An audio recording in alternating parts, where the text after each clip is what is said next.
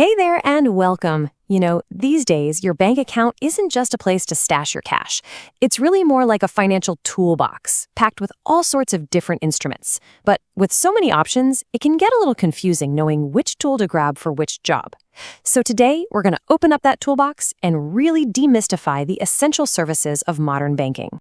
Have you ever been there? You're trying to send some money, and suddenly you're staring at this alphabet soup of choices. RTGS, NEFT, IMPS.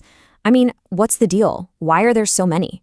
If you've ever felt a little lost in all that jargon, don't sweat it. By the time we're done here, you'll know exactly which one to pick and when. So let's jump right in. All right, here's the game plan. First, we are going to untangle those electronic fund transfers. Then we'll get into how banking has basically moved from the branch to your computer and right into your pocket. And to wrap things up, we'll talk about the physical tools you probably use all the time, your cards, and, of course, the trusty ATM. Let's kick things off with the big one. How to get money from point A to point B without a single piece of cash changing hands. This stuff is the absolute backbone of digital finance, and honestly, there are three major players that you really need to get to know. So first up is RTGS. The name actually tells you everything you need to know, which is pretty handy. Real time means exactly what it sounds like. The transfer happens almost instantly, no waiting around. And gross settlement? Well, that just means each transaction gets its own special, individual treatment. It's not bundled with others. Think of it like a dedicated, high-speed courier just for your large sum of money. So let's get into the specifics. RTGS is really built for the big stuff. The minimum you can send is 2 lakh rupees. And it's quick. The money is supposed to hit the beneficiary's account within 30 minutes. But here's the really crucial part. An RTGS transfer is final and irrevocable. Once it's sent, it's sent. There's no getting it back. You also have to be mindful of the time because it runs on a pretty strict schedule, usually from 9 in the morning to 3 in the afternoon on weekdays, with shorter hours on Saturdays. All right, next up, we have NEFT. Now, this one works totally differently. Instead of handling transfers one by one, NEFT groups them together. It's like it collects a bunch of transfer requests and then processes them all at once in scheduled batches. So if RTGS is an express courier, think of NEFT as more of a scheduled shuttle bus for your money. NEFT is actually super flexible. For account holders, there are no minimum or maximum limits. And get this, you can even walk into a bank branch and send up to around 50,000 rupees in cash, even if you don't have an account there. That's a great feature. Just remember, this is for domestic transfers only. And another bonus, for the person getting the money, it's totally free. So if we boil it all down, this is the main difference. RTGS is for your large, urgent, individual payments that have to get there right now. NEFT, on the other hand, is for pretty much any size transfer that can wait for the next scheduled batch to be processed. It's really all about real-time versus scheduled. That's the key takeaway. But what if you need that instant transfer speed, but it's, say, midnight on a Sunday? Well, that's where IMPS shines. This is the service that never sleeps. It's 24/7, 365 days a year. It gives you the real-time benefit of RTGS, but with the flexibility to send any amount at any time straight from your phone or your computer. IMPS is a real workhorse. You can use it for so much more than just sending money to a friend. You can pay bills, you can shop online, you can even pay school fees. To use it from your mobile, your bank will give you a special 7-digit code called an MMID. That stands for Mobile Money Identifier. And for that extra peace of mind, both you and the person you're paying get an instant SMS alert the second the transaction goes through. Okay, so how much does all this convenience cost? Well, this table lays it out pretty clearly. As you can see, the fees for both are actually quite low. In fact, for smaller amounts, IMPS is often just a little bit cheaper. Now, these charges can vary slightly from bank to bank, but this gives you a really solid idea of what to expect. Now, before we switch gears, let's give a quick nod to a more old-school tool, the demand draft. You can think of it as a prepaid check that comes directly from the bank. Because you pay for it up front, the payment is basically guaranteed, which is why they're still used for really official stuff like college admissions.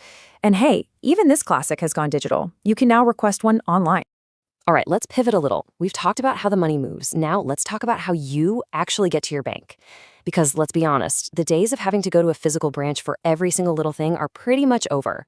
So e-banking, or electronic banking, is really just what it sounds like, doing your banking over the internet. From your computer, you can do almost anything you do at a teller's window without ever leaving your house. It's banking gone virtual, and it has completely transformed how we interact with our money. Naturally, there are two sides to this coin. The upsides are massive, right? 24/7 service, amazing convenience, and it's easier to keep track of your finances. But on the flip side, banks have to invest a ton in technology, and things can go wrong. Tech failures, system glitches, or even just a simple slip of the finger, like accidentally adding an extra zero to a transfer amount. Ouch. And mobile banking takes things even further. Its reach is just incredible. It allows for things like Aadhaar-based transfers, which brings so many more people into the formal financial system. But it has its hurdles. It works best on smartphones, and when you put everything on one device, you create a single point of failure. If your phone gets lost or hacked, that's a big problem. So what's the secret sauce that makes all this anywhere banking work? It's a technology called the Core Banking Solution, or CBS. This is the unsung hero of modern banking. It's what turned you from being a customer of just one specific branch into a customer of the entire bank. It's the powerful engine running in the background, connecting everything together so you can bank from anywhere. Okay, for our last section, let's get physical. We're talking about the plastic in your wallet and those machines on the street that spit out cash. These are the tools that really connect the digital world of finance with the physical one we live in. The automated teller machine, the ATM. We all know it, we all use it. It's basically your personal 24/7 mini bank for getting cash or making deposits. By automating all the simple transactions, ATMs have not only made our lives way more convenient, but they've also freed up human tellers to help us with more complex issues.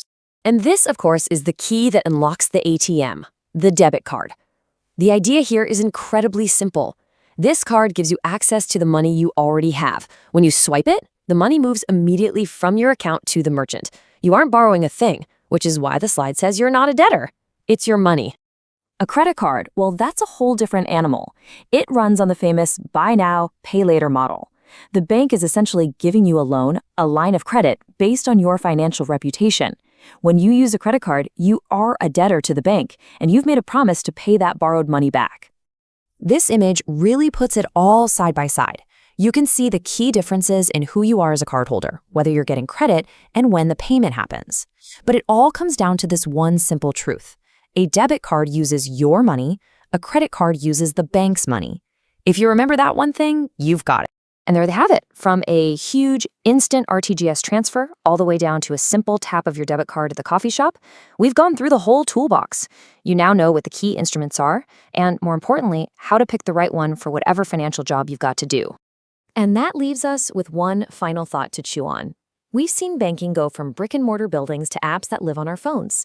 As this technology keeps evolving and our financial lives get more digital and, well, almost invisible, what do you think the next essential tool in our toolbox is going to be?